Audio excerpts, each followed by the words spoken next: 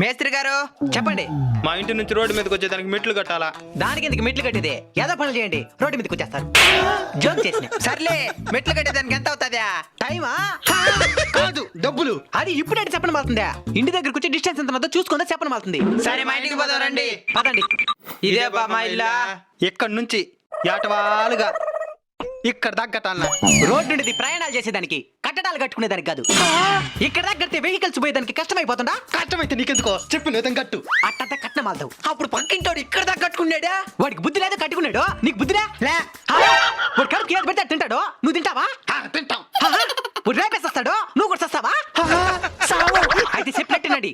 రోడ్డుకి ఇబ్బంది లేకుండా ఈ ఎడ్జికి కట్టుకోండి. అప్పుడు ఎంత పెద్ద బండి వచ్చినా ఈజీగా వెళ్ళిపోగలుగుతుంది, అందరికీ మంచిది. పక్కింటోడు అక్కడ దాకా కట్టినప్పుడు ప్రశ్నించకుండా మీరు కూడా అదే తప్పు చేస్తానంటున్నారా? సారీ మేస్త్రి గారు, రోడ్డుకి ఇబ్బంది లేకుండా కట్టండి. ఇప్పుడు అందరికి నచ్చినారు.